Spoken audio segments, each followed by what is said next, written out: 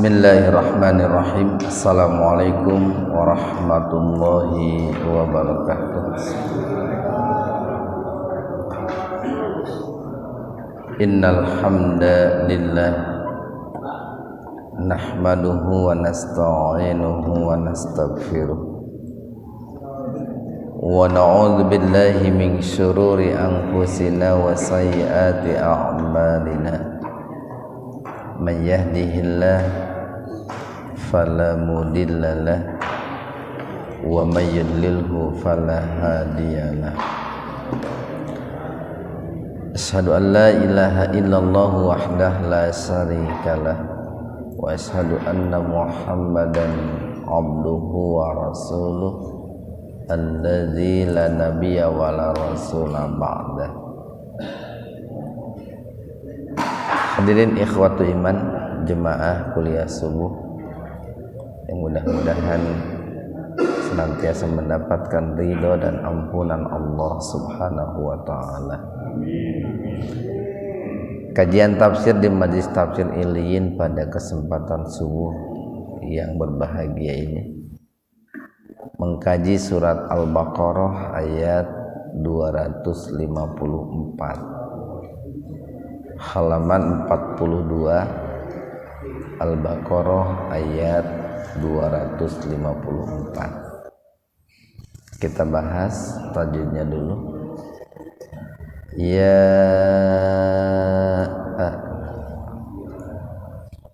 majaiz munfasil. Itu kan sebetulnya antara ya dengan ayyuha itu terpisah.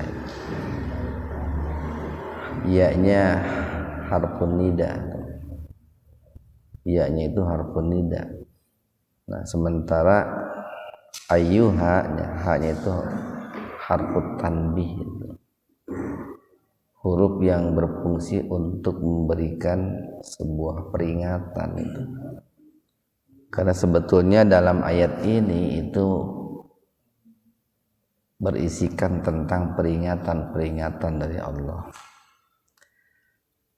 Ayyuhal, alif lam samsiyah atau idgham samsiyah.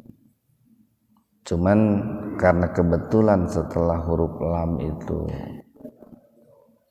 lam lagi, karena kan sebetulnya ada dua lam di situ.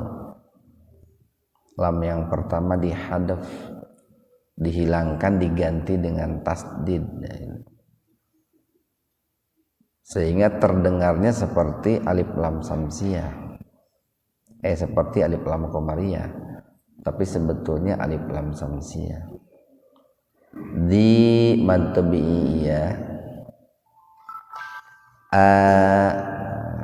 mantabi'i alif, manu majaiz munfasil. Mantabi'i wawu bertemu hamzah secara terpisah atau di lain kata, jadi dibacanya lebih panjang dari mantobi. Ini alladzina ini termasuk ismul mausul. Ismul mausul itu merupakan kata sambung. Jadi ada atop. Nah, atop juga, kalau atop itu huruf sambung. Tapi kalau ismul mausul isim, ismul mausul itu isim.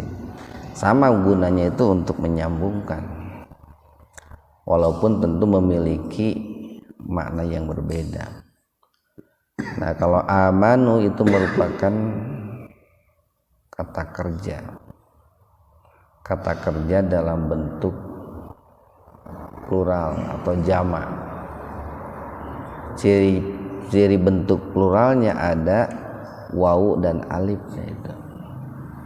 Jadi menunjukkan bahwa yang mengerjakannya itu banyak. Ang ihfa akrob, nun mati ketemu fa itu dibaca samar tapi sepintas saja. Kenapa sepintas? Karena nun mati ketemu fa-nya dalam satu kata. Jadi nggak usah ditahan dua ketukan. nggak usah nggak usah begitu. Pintas. Fiku mantobi waw. Ini kalau mau diurut nih, ya ayyuha itu harfun nida. Alladzina amanu itu munada bihnya itu. Munada bih itu orang-orang yang dipanggil. Sementara angfiku dan seterusnya itu munada ilai, isi panggilan lah, isi panggilan. Kan kalau memanggil itu pasti ada maksud yang ingin disampaikan. Mimma, nah, ini gunnah, mim bertasdid itu gunnah. Asalnya itu idgham bi gunnah, asalnya itu Pak. Karena setelah mim yang pertama ada nun di situ. Mim nun mim, min ma asalnya. Atau dibacanya idgham bi gunnah mim ma. Nah, cuman nunnya dihadap, dihilangkan, diganti dengan tasdid itu. Makanya itu betul-betul dibaca gunnahnya itu. Karena ada nun itu pengganti nun tasdid itu. Ma madbi alif razaqqa qalqalah sugro, huruf qaf yang mati di tengah-tengah kata. Pakai zai itu, jangan pakai jim, jangan rojak. Razaqqa. Na mad badal. Kalau dalam kaidah bahasa Arab setelah nun itu pakai alif itu. Kalau dalam kaidah bahasa Arab. Tapi karena ini penulisan Al-Qur'an, nah, ya nulisnya seperti itu Pak, bukan pakai alif, pakai harokat berdiri gitu.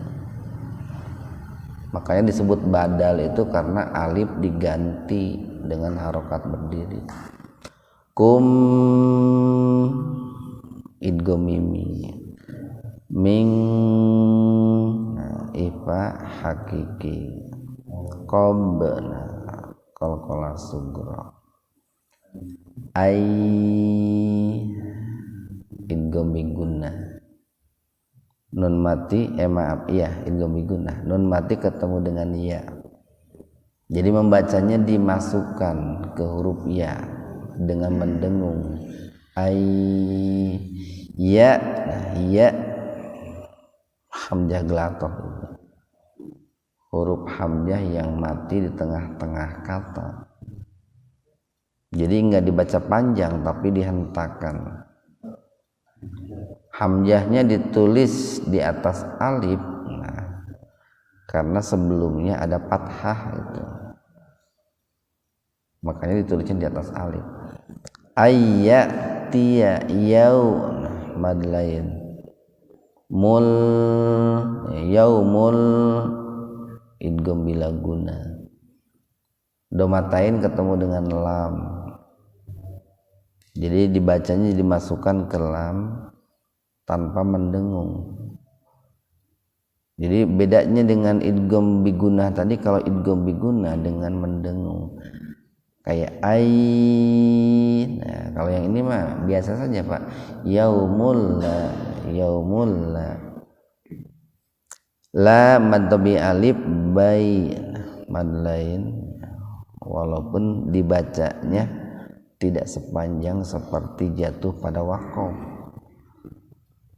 Kalau dikira-kira itu antara qasr dan mad. Qasr itu pendek Pak. Qasr itu pendek. Jadi enggak sampai satu alif atau enggak sampai dua harokat.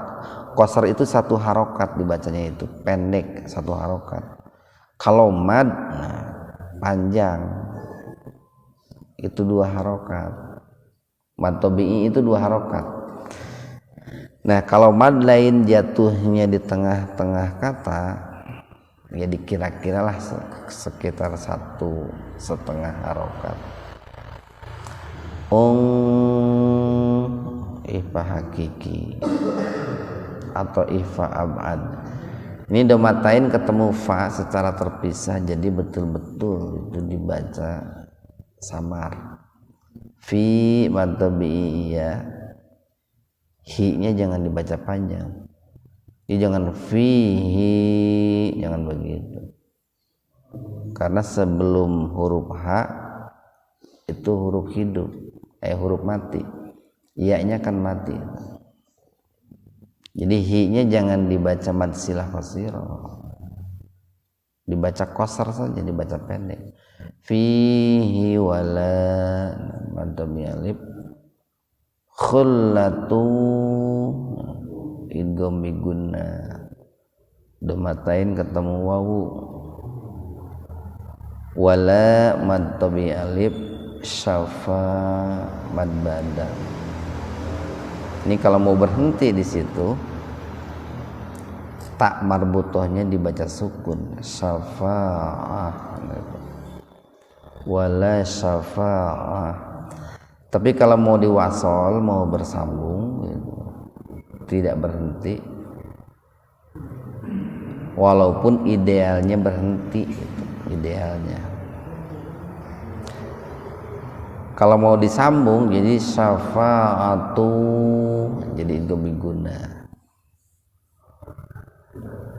Cuman tadi idealnya berhenti, tapi tidak dilarang juga kalau mau disambung. Nah kalau mau berhenti, wawunya itu disebut wawu ibtida,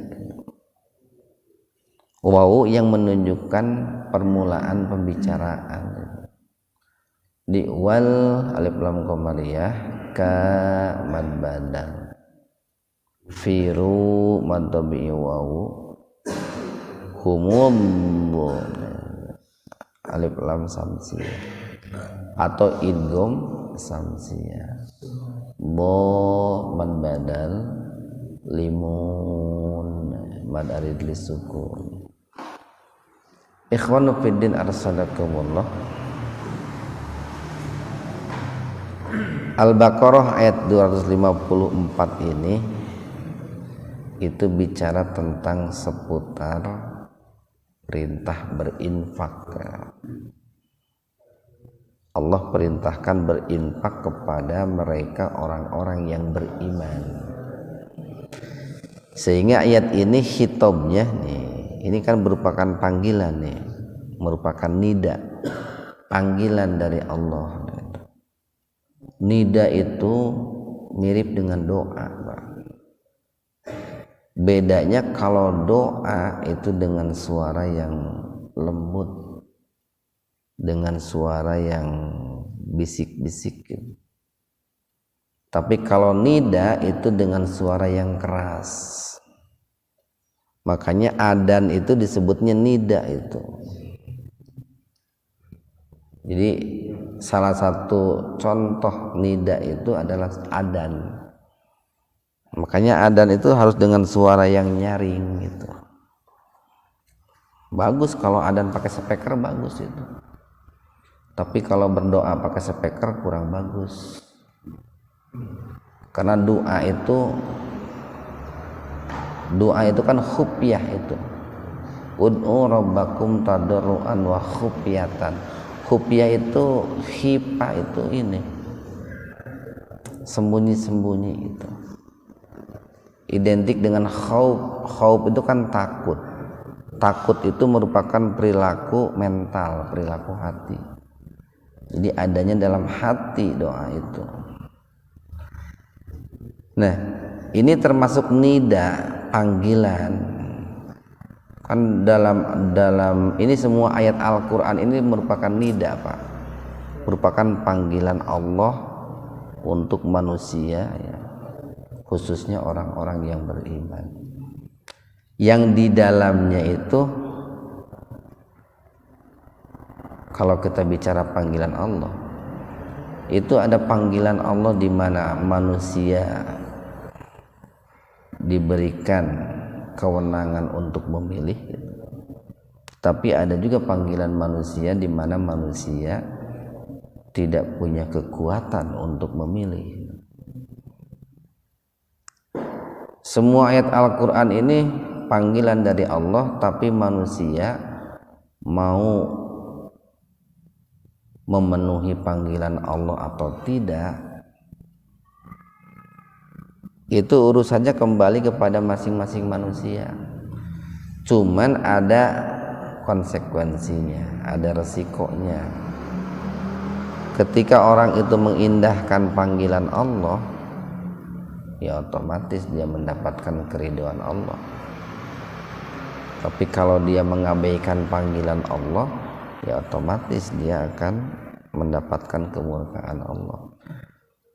Adzan itu nida, nah itu perintah sholat itu nida, perintah zakat, puasa, haji itu nida, panggilan dari Allah. Kita mau menyambutnya silahkan, tidak pun nggak apa-apa, cuman ada resikonya gitu tak. Berbeda dengan nida yang namanya kematian, nah itu Pak. Nida yang namanya kematian itu tidak punya pilihan. Mau tidak mau kita itu harus datang menemui Allah kalau dipanggil dengan yang namanya kematian. Nah, dalam ayat 254 ini ada dua nida ini. Ada nida yang sifatnya pilihan, Pak. Kita manusia boleh memilih, tapi masing-masing ada resikonya. Tapi ada nida yang berisi tidak punya pilihan, yaitu kematian. Jadi ya ayyuha, nah wahai sekalian. Inti ini harfun nida dalam bentuk plural jamak. Dan ini biasanya Pak ditujukan kepada kalau bicara jaraknya jauh. Nanti kalau bicara harfun nida itu ada harfun nida untuk jarak dekat, kayak ya itu, ya aja nggak pakai yang lain, ya dekat itu. Atau a dekat itu. Ini kalau ya ayyuha itu untuk jarak jauh dan untuk ditujukan kepada orang banyak. Alladzina, orang-orang yang sebetulnya arti asalnya itu yang, cuman di situ ada subjek yang menempel. Siapa subjeknya? Kalau di sini subjeknya manusia. Manusia yang mana? Amanu, yang beriman. Ini kan sebetulnya merupakan satu bentuk kasih sayang dari Allah, satu bentuk penghormatan dari Allah. Di mana bentuk penghormatannya? Ya Allah mau menyeru kita orang beriman. Allah itu bersedia itu menyeru kita orang-orang yang beriman. Itu kan satu anugerah, Pak. Bayangkan saja Allah yang maha gagah, maha perkasa, maha kaya, maha penguasa, itu memanggil kita. Itu satu bentuk penghormatan kan. Tentu itu kalau orang itu betul-betul mengimani Allah. Kalau orang itu keimanan kepada Allahnya biasa-biasa, dipanggil oleh Allah biasa saja. Malah barangkali lebih senang dipanggil penguasa ketimbang dipanggil Allah. Jadi bagi orang beriman itu harus merasa bahagia ketika dipanggil oleh Allah, ketika disapa oleh Allah. Nah, setelah Allah memanggil mereka, Allah sampaikan pesannya atau Allah sampaikan isi panggilannya itu. Angfiku, nah itu. Ini fi'il amr nih Pak. Infakkanlah. Infak itu artinya membelanjakan, Pak. Kan kalau seorang suami kepada istri sering disebut memberikan nafkah gitu. Nafkah itu sebetulnya pakai kop itu, Pak, aslinya itu. Cuman karena bahasa Indonesia jadi pakai k di nafkah. Itu memberikan uang belanja, seorang suami memberikan uang belanja. Atau infak itu bisa juga diartikan mengosongkan itu. Kenapa? Karena ketika orang itu mengeluarkan harta secara lahir Pak, itu hartanya kan berkurang. Walaupun pada hakikatnya ketika berinfak itu tidak berkurang. Nah, itu yang disebut dengan infak. Nah, Allah katakan kepada orang beriman, anfiku, nah, infakkanlah oleh kalian. Baik itu infak yang hukumnya wajib ataupun infak yang hukumnya sunnah. Infak yang hukumnya wajib itu seperti infaknya seorang suami kepada istri. Memberikan nafkah itu wajib, baik nafkah lahir ataupun nafkah batin, tentu sesuai dengan kemampuan.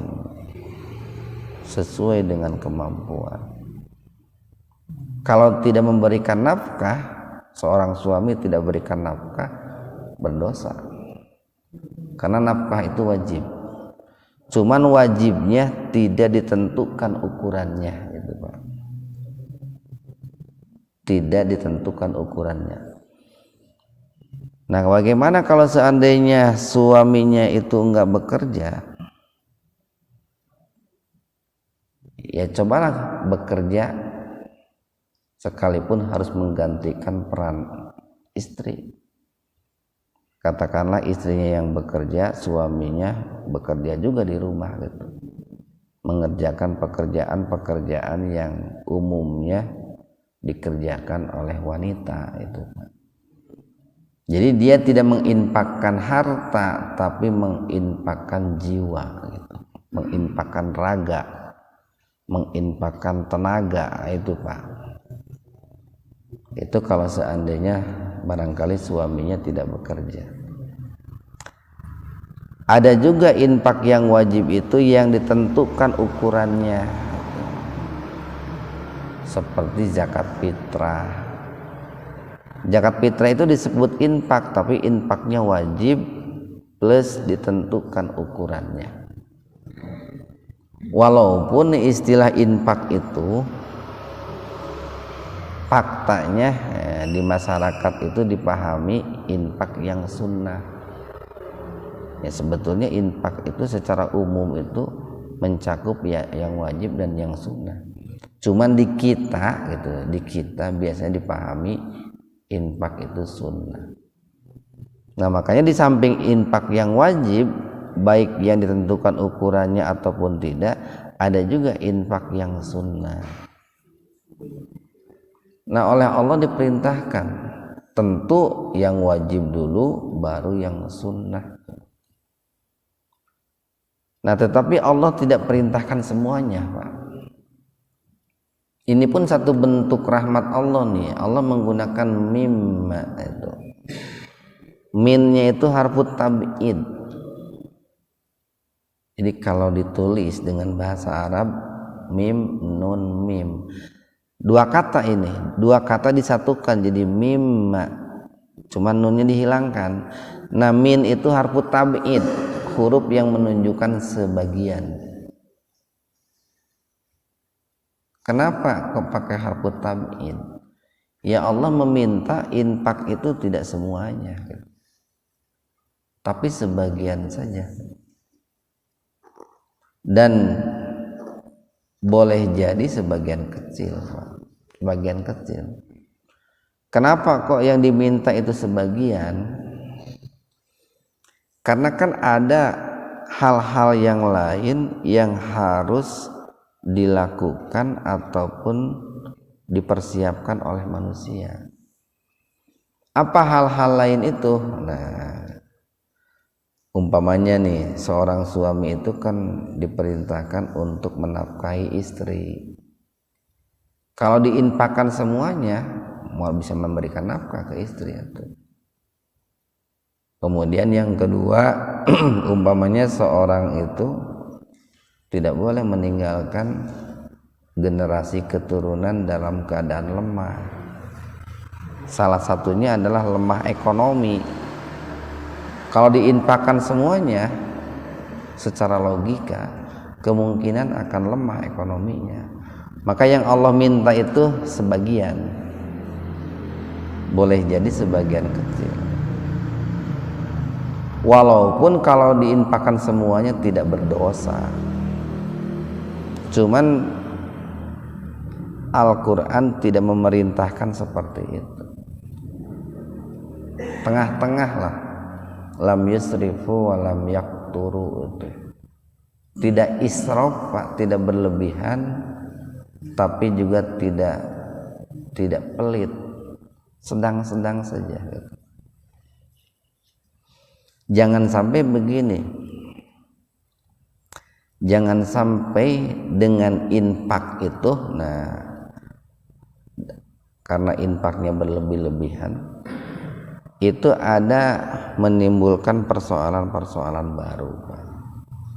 Contoh nih persoalan baru itu. Terkadang begini, ada orang yang senang berinfak kepada orang lain, tetapi keluarganya terabaikan. Keluarganya terabaikan. Itu tidak bagus juga. Makanya harus betul-betul ketika menyalurkan infak itu kepada yang dekat dulu, Pak. Jangan kepada yang jauh dulu.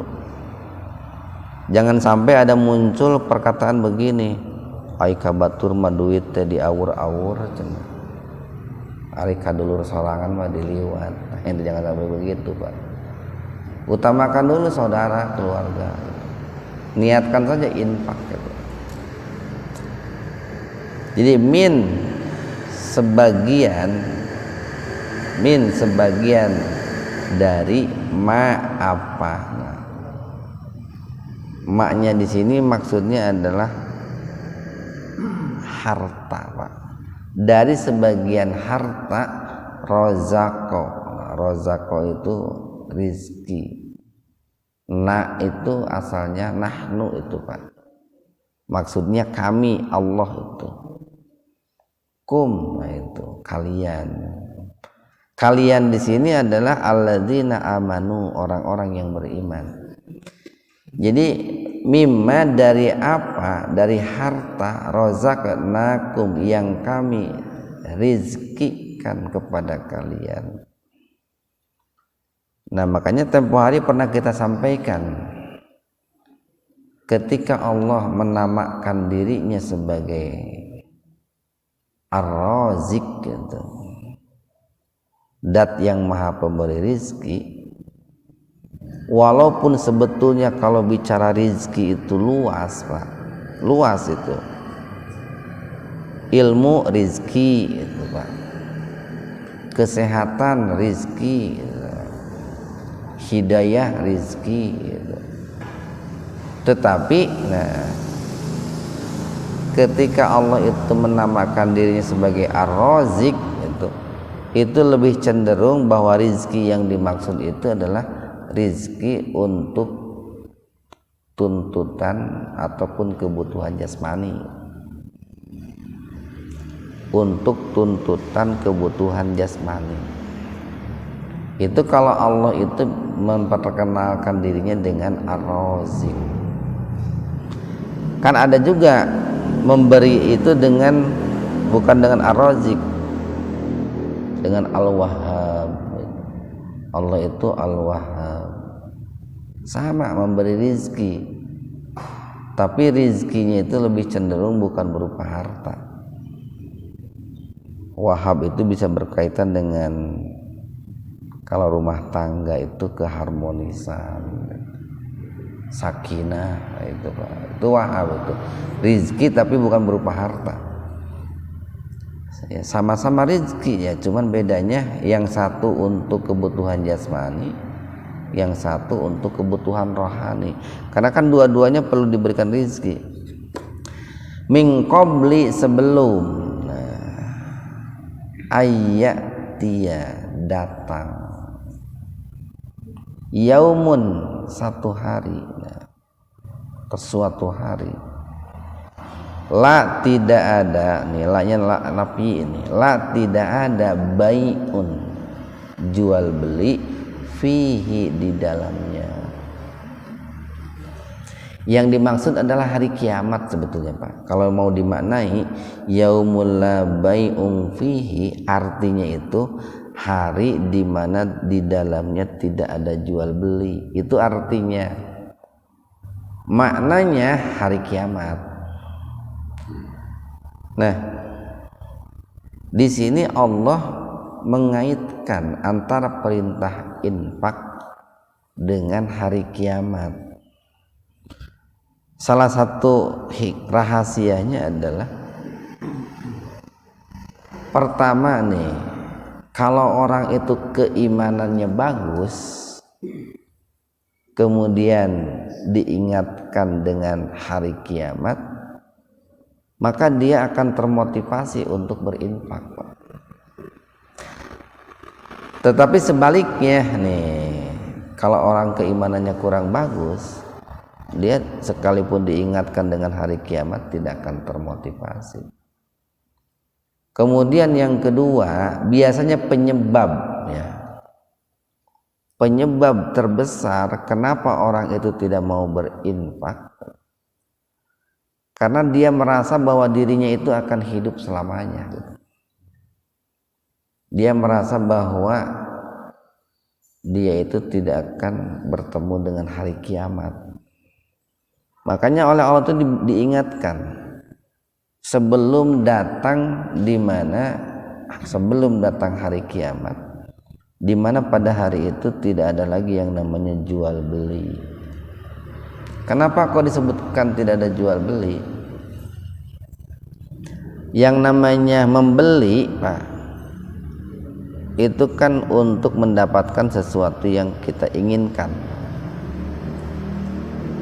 Nah, karena di akhirat itu tidak ada lagi yang namanya jual ataupun beli, maka ketika orang itu ingin mendapatkan keselamatan, ingin mendapatkan ampunan, itu tidak bisa. Kenapa? Karena hari itu yang namanya transaksi jual beli sudah tidak ada. Sudah tidak ada lagi transaksi jual beli. Ini kan sebetulnya menggunakan bahasa kiasan itu ya. Bahasa kiasan. Kalau di dunia itu barangkali gitu ya. Di dunia banyak praktek-praktek transaksi jual beli. Termasuk transaksi jual beli ini. Kan seringkali begini, ada orang itu bersalah gitu ya. Lalu dia harusnya divonis hukuman penjara umpamanya 10 tahun gitu. Itu kan tidak sedikit orang yang melakukan transaksi jual beli, sehingga yang mestinya 10 tahun menjadi 5 tahun, Pak, jadi 1 tahun, atau bahkan mungkin bebas. Itu ada transaksi jual beli. Nah, nanti di hari kiamat itu tidak ada lagi yang namanya transaksi seperti itu. Ya, Allah itu kan tidak butuh harta, karena Allah itu pemilik harta. Ini kan sebetulnya merupakan sebuah peringatan, Pak, sebuah peringatan bagi orang-orang yang tidak mau berinfak. Makanya tadi dalam kata ya ayyuha, hanya itu harfu tanbih itu, Pak, huruf yang menunjukkan peringatan bagi mereka-mereka yang tidak mau berinfak. wala dan tidak ada. Nah wa-nya itu wau atop itu. Wa dan la tidak ada khullatun. Khullatun ini hubungan persahabatan. Jadi tidak ada lagi yang namanya ini Pak. Di dunia itu kan banyak hubungan-hubungan Pak, banyak relasi-relasi, sehingga banyak orang yang bersalah. Nah di dunia ini karena dia punya relasi yang banyak, dia bisa lolos ya dari hukuman. Orang ini bersalah, katakanlah anak seorang jenderal bersalah. Si jenderal ini dia punya relasi umpamanya dengan jaksa, dengan hakim, relasi dengan penguasa, presiden itu. Bisa saja kan dia itu untuk meminta agar dirinya itu tidak dihukum. Itu hubungan persahabatan kan begitu Pak. Hubungan persahabatan itu banyak hal-hal yang bisa dilakukan melalui hubungan persahabatan. Nah di akhirat itu sudah tidak ada hubungan persahabatan seperti itu. Kalaupun ada hubungan persahabatan, itu persahabatan antara ashabul jannah, antara para penduduk surga. Mereka menjalin hubungan persahabatan itu bukan karena maunya, bukan karena ada kepentingan dirinya.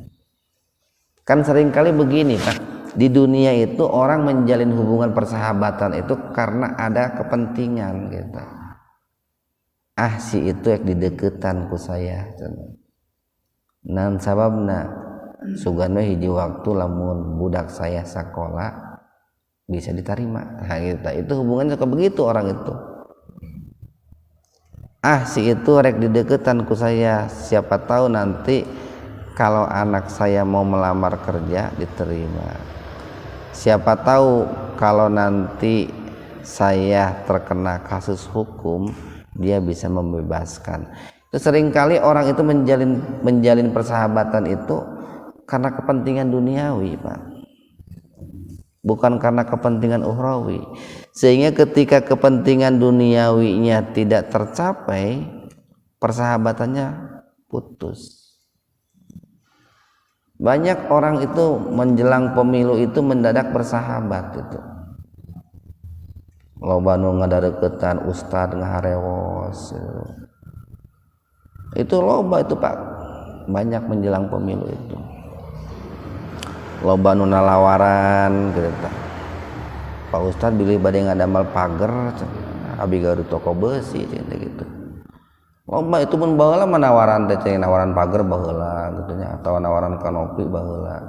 Ai geus pemilu kekarek nalawaran.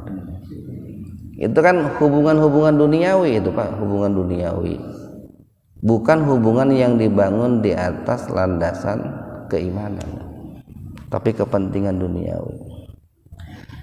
Wala syafaatun, dan tidak ada syafaat. Jadi aslinya Pak, syafaat itu tidak ada di hari kiamat itu. Makanya kalau bicara syafaat itu di situ ada kata-kata illa, ada harful istisna, kecuali. Tidak ada syafaat kecuali. Apa kecualinya itu?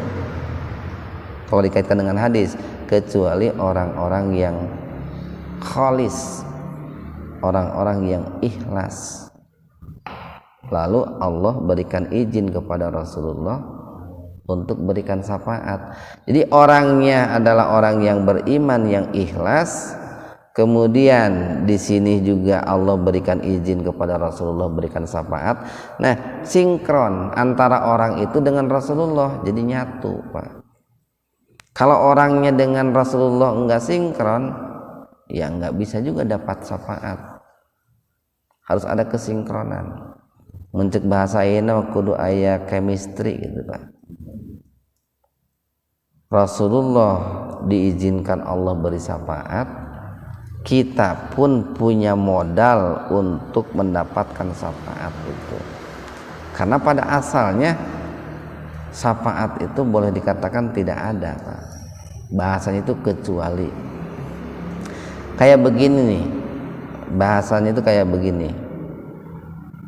Yauma ladilla, nah itu ladilla, hari dimana tidak ada naungan, illa dilluh itu, kecuali nah orang-orang yang mendapatkan naungan.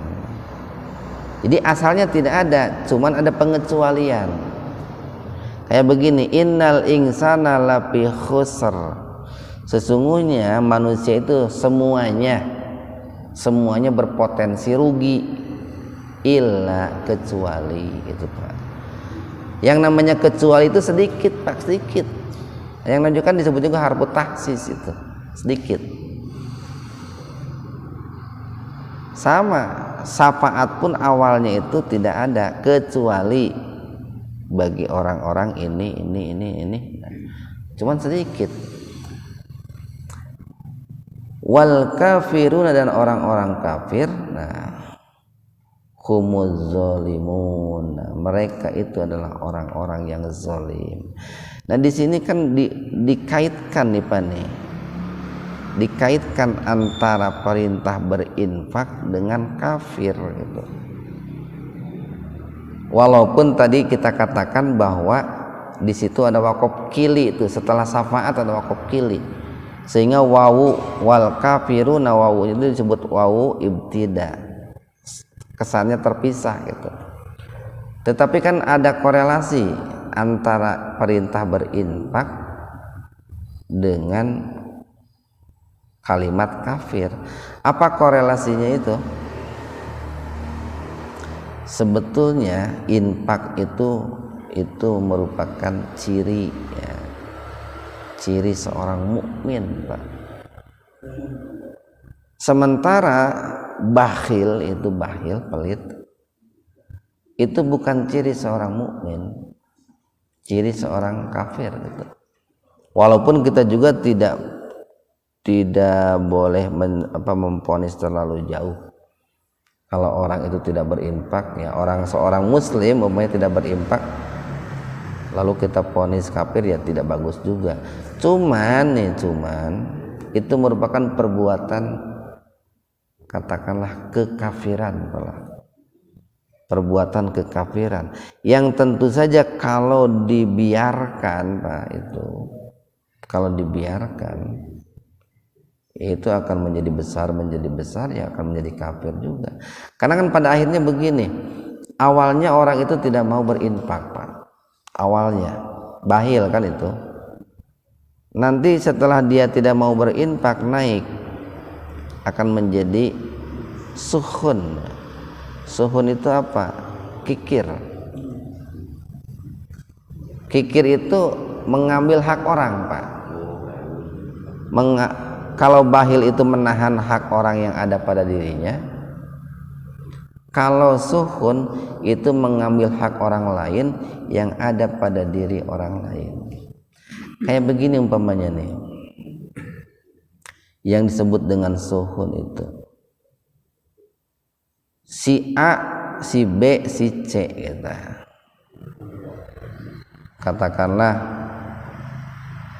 paman, bibi, keponakan. Nah itu si pamannya itu nitip infak untuk keponakannya kepada si bibi gitu. Bi, ia kasihkan infak buat si itu tuh keponakan gitu. Oleh si bibinya itu tidak diberikan gitu. Tidak diberikan. Maka si bibi itu bukan hanya bahil, tapi dia sudah mengambil hak si keponakannya yang ada pada diri orang lain itu. Itu makanya kikir itu lebih kuat itu, atau lebih berbahaya daripada bahil. Kalau bakhil itu kan menahan hak orang lain yang ada pada dirinya. Nah itu kan kalau dibiarkan itu akan menjadi kafir juga Pak, akan menjadi kafir. Karena begini, kalau dikaji lebih jauh, orang itu pemicu orang itu menjadi kafir itu kan materi Pak, materi. Itu kalau dikaitkan dengan pembahasan ini Pak, ideologi umpamanya nih. Orang-orang komunis, nah, mereka itu kafir karena mereka itu terlalu mengedepankan hal-hal yang sifatnya materi, sehingga mereka itu tidak percaya dengan hal-hal yang sifatnya imateri, tidak percaya dengan hal-hal yang sifatnya gaib lah gitu. Sementara nih orang-orang beriman, yang namanya beriman itu kan awalnya itu berkaitan dengan gaib Pak. Kita iman kepada Allah, Allah maha gaib gitu. Iman kepada malaikat, malaikat itu kan gaib. Iman kepada Rasul, karena kita pun tidak tahu bagaimana Rasul itu diangkat gitu. Cara Allah mengangkat Nabi Muhammad sebagai Rasul kan tidak tahu. Makanya iman itu gaib itu. Sementara kafir itu nampak, materi Pak, materi. Makanya kita sering katakan sebetulnya antara materialisme dengan kafir, atau bahasa kitanya itu ateis Pak, komunis, itu adilancek gitu, adilancek. Awalnya itu orang materialisme dulu, kesananya itu akan menjadi kafir, itu kesananya itu. Awalnya orang itu materialisme, kesananya itu dia tidak akan percaya kepada Tuhan. Makanya salah satu penyebab orang itu menjauh kepada Allah, menjauh dari Allah yang maha gaib, karena dia terlalu dekat kepada hal-hal yang sifatnya materi. Kan itu otomatis Pak, jauh dari yang gaib, dekatnya kepada yang materi gitu Pak, dekatnya kepada yang materi. Itu kan logikanya seperti itu. Makanya setelah Allah bicara tentang orang beriman, lalu perintah infak, kalimat berikutnya itu di ujung ada wal kafiruna humuz zalimun. Di potensi untuk menjadi orang kafir itu sangat besar kalau orang itu tidak mau mengeluarkan infak, kalau tidak mau mengeluarkan zakat. Mudah-mudahan ada manfaatnya untuk kita semua. Subhanakallahumma rabbana wa bihamdika asyhadu an la ilaha illa anta astaghfiruka wa atubu ilaik. Assalamualaikum warahmatullahi wabarakatuh.